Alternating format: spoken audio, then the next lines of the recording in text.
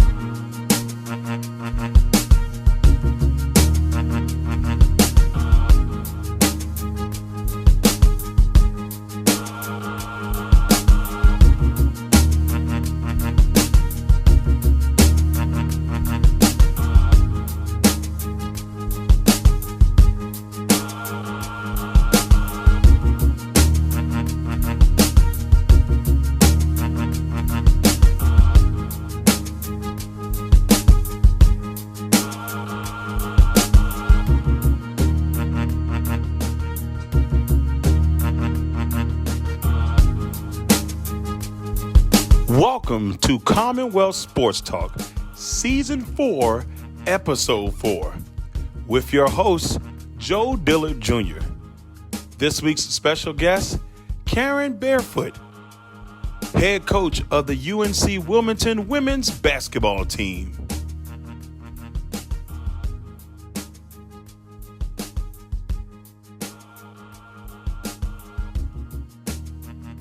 Welcome to Commonwealth Sports Talk. I'm your host, Joe Dillard, bringing you another episode as we have Season 4, Episode 4. And look, this one's just going to be a great one. I'm telling you, 757 rooted Menchville High School, CNU legend, apprentice school champion, just continue going on and on, ODU.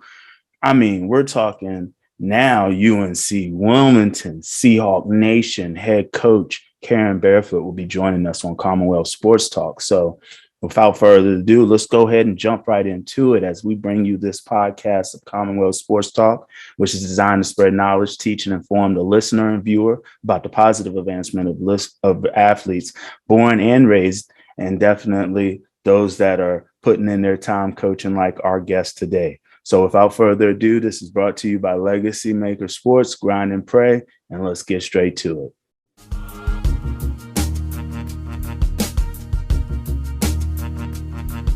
Welcome you to Commonwealth Sports Talk. This is our podcast that we have celebrating Virginia athletes of all kinds and walk. So let's talk about, straight off the jump, I want to go, where did this all stem from? Where did Karen Barefoot come from? How did you become such a basketball lover? Where did that come from? My backyard. My brother threw a ball at me when I was about 5.5. And I remember catching it and just throwing it up there, and it went the basket. And I thought that it was the best moment. I'll never forget it. Oh, and so awesome. From there, he just had to get me involved with sports.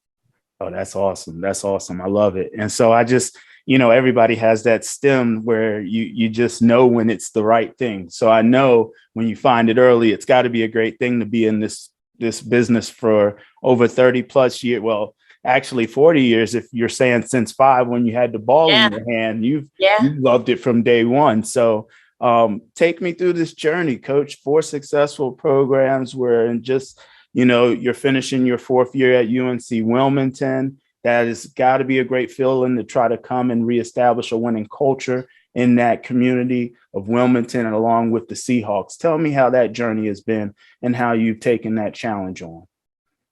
Well, like I said, I was married to that orange ball a long time ago, and just my last name is Barefoot. So I think that I always wanted to have my own footprints, everywhere that I went. And I was always that kid growing up that would open the door for senior citizens. And if somebody was getting bullied in the class, I was the leader that stuck up for everybody. And I was a popular kid, but, I had this leadership about me that I always felt like I had to help others. And I was a girl that stood out. I'm a twin. And my sister liked Barbie dolls and I like basketballs, and we're complete opposites. So, it was fun growing up because I had to prove myself, and there was no girls teams growing up till high school. And I think that that was a challenge for me. I had to belong, and I had to fight my way through a lot of challenges just to prove myself. And I think playing with the guys and being out there and pick up games to YMCA, to Jenkins Middle School, to you name it. I have my jersey retired at Jenkins Middle School. It hasn't been easy. My first basket, I'll never forget, is at the wrong end. So, you start somewhere, but then you end up, staying with it. And, I've just been so blessed to be able to have coaches that believed in me. Absolutely. That's what it's about. I mean, you're talking about putting it in the wrong hoop. You didn't do that in college, scoring over 2,000 points, having over 1,000 assists, being the first man or woman to accomplish that feat. Take me through that journey of 4 years of, in somebody's eyes with those stats, they would say it's smooth sailing to see the game. So I know the vision of the game now, from maybe guard visualizing and slowing the game down to now coach instilling those skills into your young women and having them perform and execute. Take me through that visionary, because I'm a point guard in my past and I love that transition. So take me, how does that feel? My favorite part of the game is leading people to score. And I think that the assist that I have is also assisting people in life, as a coach. You know what I mean? Like, I've always had that vision of when I'm out there is the game comes easy to me in some ways, but yet it's a game of problem solving. It's a game of, working together with a team. And so I think that, when I played with a lot of guys, of course. One of my biggest highlights, I think, was being the outstanding female player of the year with Allen Iverson. He was the male. And I'll never forget, I was sitting beside him. They used to call him Bubba Chuck and all that. And I remember looking at him and I'm like, wow. And he was like, what up, shorty? And I was like, that crossover. I mean, you got to give me the crossover. You know what I mean? Like, you have great role models. Like Boo Williams was a great role model for me, because I had to earn my right to play for Boo Williams. And that's why I remember he's like, you don't have to do something to really stand out to be on this team. And I remember putting knee pads on, sliding across the floor, getting every loose ball. Mm-hmm. I mean, when you want it bad, you kind of, figure it out. And I think that I've had some great coaches that were honest with me. I wasn't the tallest. I wasn't the fastest, and you don't have to be. Nope. I gave no excuses. I outworked people. And that's when I became having my philosophy of, high fives and floor burns. I'm going to be the high five girl, good or bad. I'm like, let's go, and floor burn, I'm going to outwork you. And so I think that helped me implement my philosophy in coaching. So I instantly went from playing, as a point guard that led the nation 4 years in a row in assists. No other person's ever even done that. No one even talks about that. I was just talking to one of my point guards today, and I was talking about angles and stuff. I was like, everybody talks about me being the only person, male or female, to do this. I said, but I'm the only person to ever be number one in the nation 4 years in a row in a single category. And I take pride in assists. Yes. And so I walked you into that, coach. Yeah. So, telling her is the fact that it's about chemistry. And it's also about, like, I would go in the gym and I would figure out what pass everybody wanted. It didn't matter. Right? You took the words right out of my mouth. I'm going to have to jump in on that one. It was like, you have to be a student of the game, because you have to know what everybody's tendencies are to put them in the best position to get that assist. Absolutely. And that just requires the insight and to be a play ahead and to know your team and know who you're playing against as well. Right. So, I wouldn't expect any less from you. Let me mark off all these accolades. At Commonwealth Sports Talk, we throw roses. So I know I had said that on Twitter to you. It's just the thing of how we do. And so, being a 3-time All-American, check, 3 tournament appearances, check. That's not things we take for granted. But in the coaching realm, 20 of 25 seasons with a winning record as a lot of the college coaches I've spoken with, this is a cutthroat environment in the regards of you really have to produce what the school is looking for. I did a good research in UNC Wilmington, and I believe you are exactly a model of what they are achieving and what you are molding yourself into with that Seahawk culture. So Talk to Yeah. me about how important it would be to try and bring home the first conference championship. I know that you're bringing home a winning culture. Talk to me all about that process too. Well, I've always been a builder and I've always liked the challenge. And I think every place that I've, been, I've always tried to, like I said, leave footprints. Yep. And so the apprentice school, it started with the apprentice school of, Loved it. When my father, my grandfather, uncle, all of them, they went through the apprentice school. There was no female programs there. And by the way, when I was in high school, my father was trying to get me to go out for the men's basketball team at the apprentice school in college, because he was just saying, like, why not be the first girl to do that? And it was so he kind of planted that seed in my mind. But when I had that record, the athletic director at the apprentice school came to me and said, hey, do you want to start this program from scratch? So I think with my mindset of building, and I built that thing to a national championship, and I went to Lenoir and won their first championship back to back. And then I, went to Elon and got their first 21 season and first postseason play. And then Old Dominion was a historical program, and I got my name on the floor there.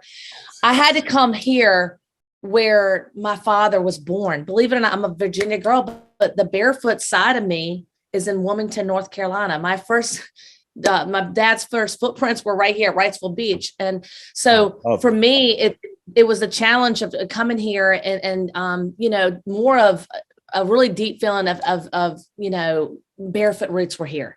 Like, why not try to get that first ever championship here? Has never been done before. And it was hard for me to leave Old Dominion. I didn't want to. I had a couple years of my contract and I loved it, but I felt like it was my call to do this because that's what I do. Yes. I love the way you take that on. So I love it. I love it.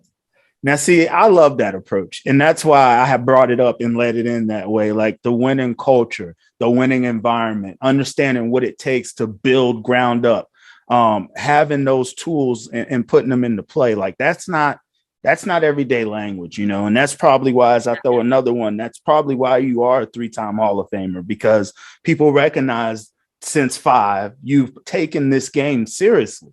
And so how important is it for you to use this game as a teaching tool to the young ladies and be serious in your approach and how it can be an avenue for many things for them, how it can be a teaching point for lifelong lessons? Like, how do you implement that? Like, how important is that with you and your program? It is so important that everything that I do is about those kids. Yes. And I say A before B, academics before basketball. I want to make sure that at the end of the day, I'm a coach that challenged and helped them be successful, but they had to put the work in. And I want to push them to think outside the box and really take this experience that is absolutely incredible during college. You meet a lot of people. You got, their sisters on your team for life. They've got professors that, invest the time for them to be successful, the community, the alums, everybody goes with us, the fans. And for me, I'm teaching and reaching all the time. I'm not just a coach, I'm a teacher. And I remember a lot of times when teachers back in the day helped me become who I was at 22 years old when I had no experience being a head young college coach. And so I have to always tell them everything is a lesson. The lesson is the blessing. I mean, you got to take it like, it's like, okay, like get up, let's go, let's move, because nothing ever is going to be perfect. And having that next play mentality is crucial.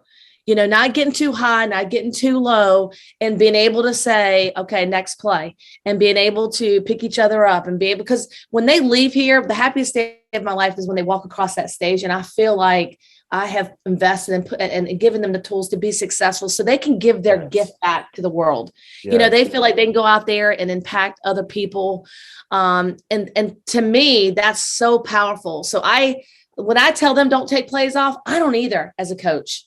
Like, I'm always teaching, I'm not going to let them cut by example. I'm not going to let them give excuses. I'm not, and random acts of kindness are important in my program. That's one of my championship ring philosophy is the fact that, you're a kind person. You treat people right.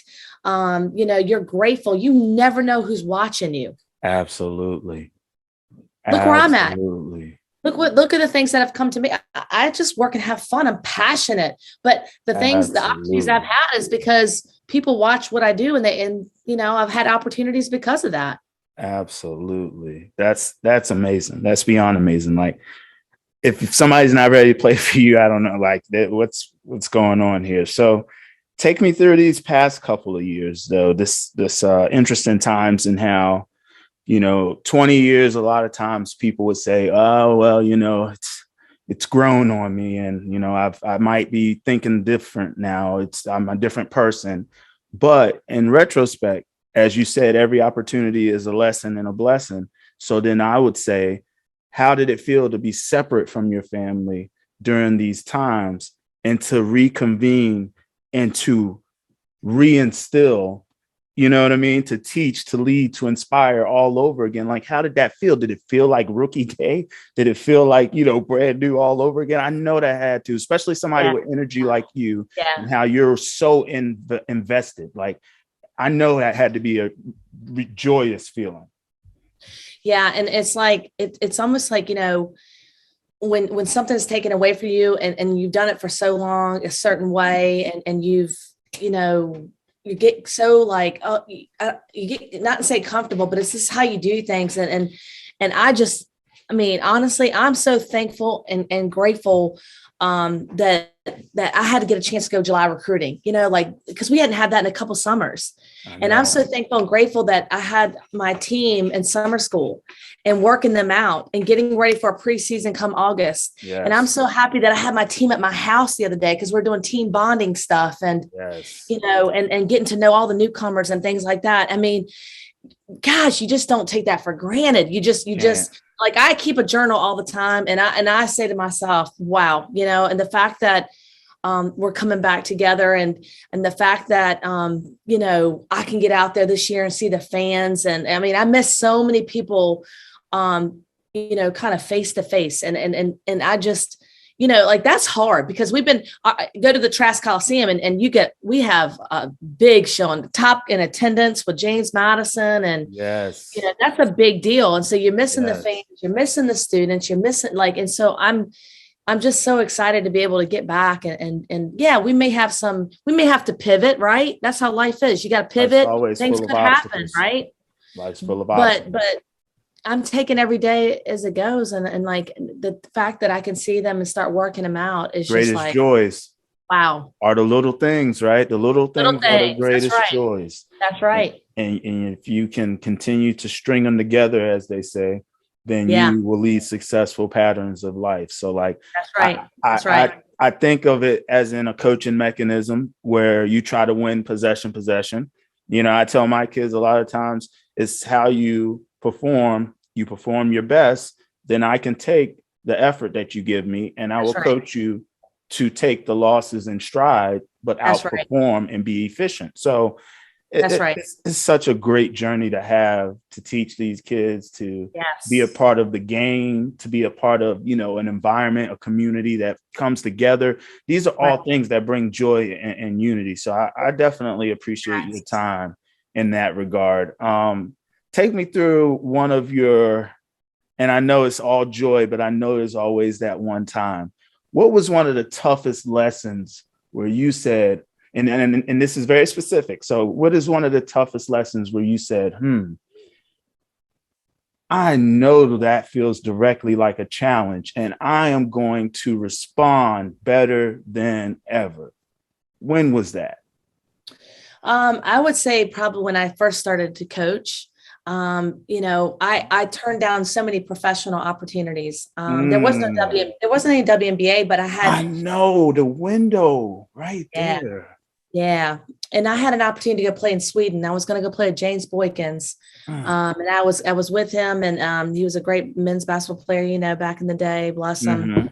It's just, and I'm not saying that I regret it, but I was like, when you're building a program, you have to have a lot of like strength. And I was, young and I remember I was so like, all right, let's go. And my athletic director, I thought I had this recruit, right. And she was going to be big time and all this. And she called me and she said no. And I remember sitting down with Bill Casta, who's in the Hall of Fame with me now at the apprentice school. Nice. And I said, Bill, I was really upset and like, emotional.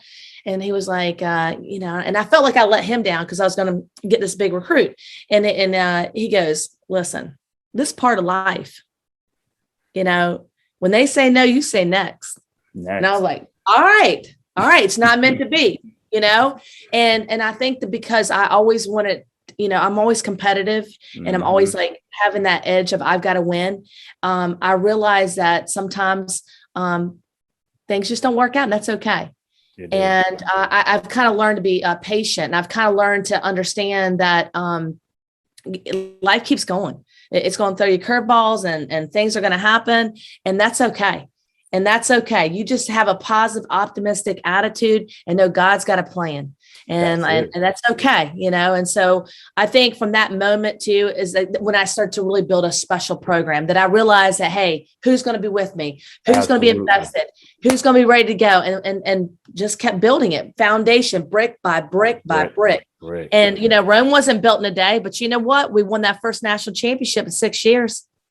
Look, I'm telling you right now, this is what it's all about. Like, you are definitely a advocate for sports, basketball, coaching, the grind, as I have my Grind and Pray shirt and my company sponsorship that does a good job. This is a 10%, 90% thing that I just heard you say. Yeah. It is 10% of things that happen, but it's really 90% of what you do about what happens. There's failure in everybody's blueprint. It's the blueprint after that you say, hey, I'm going to soak in it for like 2 years. No doubt. Might not be the best interest, but then that means you better be ready to roll after them 2 years. Everybody's is different. It might take a week, but the whole concept is, as soon as it happens, there's an immediate plan of recovery. Absolutely. Straight from shock. And I mean, it could be something simple as, we're talking worldly things. It could be something simple as a ball dribbles right off your foot in a conference championship game, full packed arena. Right. You have to turn the switch immediately. Right. Even if there's one possession left, because it's just that important. And so absolutely, I want to talk about how adamant and pros and cons to this subject, which is women's rights. And I know you've been in the game for a long time, so salute to you, because it's been a hard path. Check. Mm-hmm. 2, I also want women's sports to always get that recognition of equality, because that's what I do on Commonwealth. I try to promote equality as much as possible. I'm just a sports advocate. The knowledge that we all share, the experiences that we all share are all relatable. So I am big on that. And I just really wanted to throw out there that, like, the WNBA loves the Karen Barefoots in the world that can feed the opportunity for young women to continue. It's a feeder system, and how everything takes care of one another. Yes. When you were 5, somebody showed you a basketball, somebody coached you. When you were in high school, somebody inspired you, and it just continued to just evolve and turn around. And so I just really love what you stand for, what you do. That's why Commonwealth had to have you on.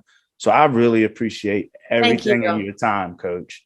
No, thank you so much. And, just give a quick shout out to Kobe Bryant and it's people like him that, really supported women's sports. And then all of a sudden people started to jump on. And I've always been a Kobe Bryant fan. I've always been a Michael Jordan fan, but Kobe and what he's done and what he did to his time here is like, man, I just felt like that was just like that when everybody really started to come together and really understand what women's sports are all about. Yes. The sacrifices, the same love, the passion. Yes. We want it to be better for our future. And I think that's really what it's all about. Like, sure, I look at my team and I look at, the younger generation, and I just hope that I'm like, when I get to be 90 or 100 years old, I'm gonna still be like, let's go. And I hope that it'll be a huge change. And so I'd love to fight that, everybody's coming together. And I appreciate you, saying that on this talk show, because that's huge.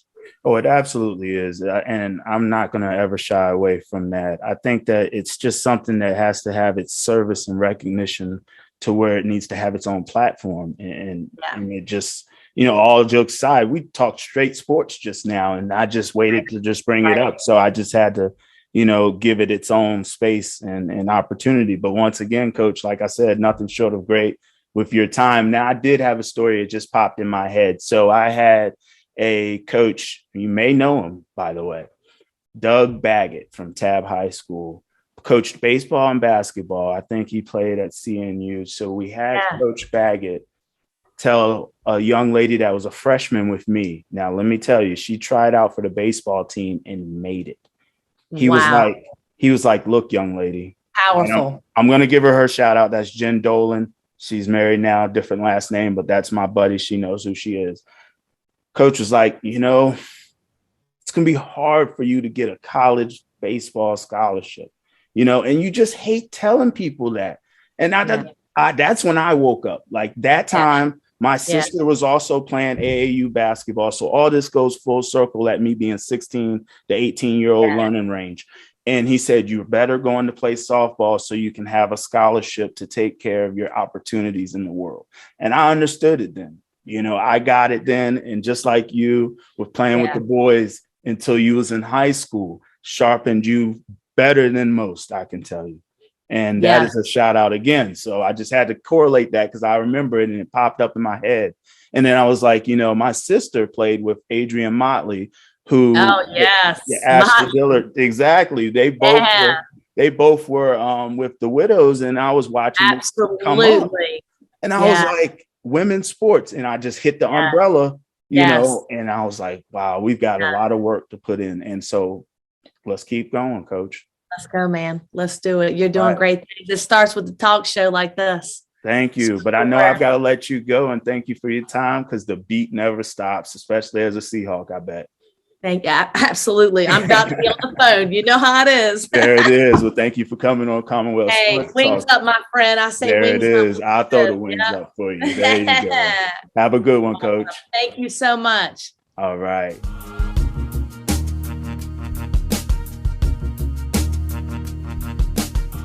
Overtime.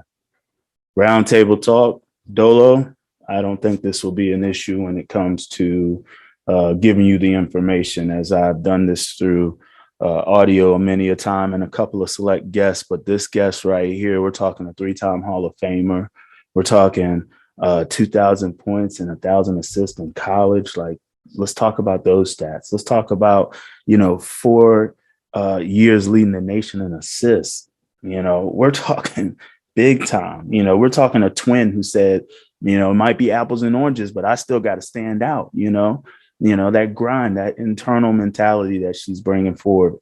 And, Karen Barefoot is an example of, success, bringing it with every program she's had, 4 programs. I think that, she's got a lot of bright steps to walk, as she says. She wants to leave those footprints, those bare footprints, with her path and every route that she takes. So much success to her. I just want people to realize 20 out of 25 seasons with a winning record.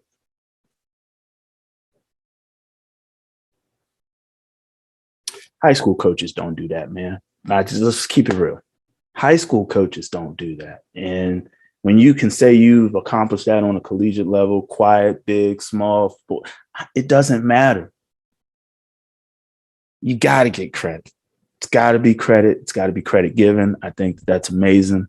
I think that we kind of overshadowed that to the point where, you just don't have that happen too often, because as a coach, 4 years, if you don't produce, you're gone. And there's a lot of stories where that is written. I mean, that's written on the walls. It's written on the walls, at least in 50 colleges, where they say you've got 3 years. And if you can't do it in 3, you're gone. Like, that's 2 recruitment classes, best, worst case, or whatever, however time frame you come into the program. But 20 out of 25. And look, it's where it all stems from. 757. I'm going to shout, to brag.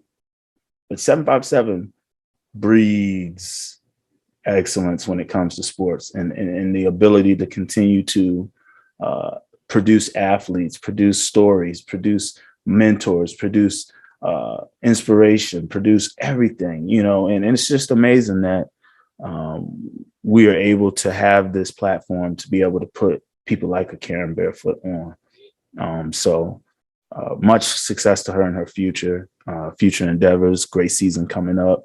You know, she has to even go and continue to beat. As I said, the beat goes on. That's recruitment. So, you know, she's got to go and continue recruiting. You know, I'm just, you know, about to start a vacation time frame at the end of the summer, and she's ramping up. And as she said, it's an important feeling to be back in, to take things, or I should say, to not take things for granted. So, you know, that's something to take with today's show. I really appreciate all the listeners and supporters that come out, put their time to find this episode, this audio, however they're reaching out. Once again, this is brought to you by Legacy Maker Sports, Grind and Pray. Joe Dillard's got Commonwealth Sports Talk for you. Season 4, episode 5 coming with the triangle. So let's just keep this rolling. It's moving right into the fall. So let's go. Commonwealth Sports Talk. Let's get it.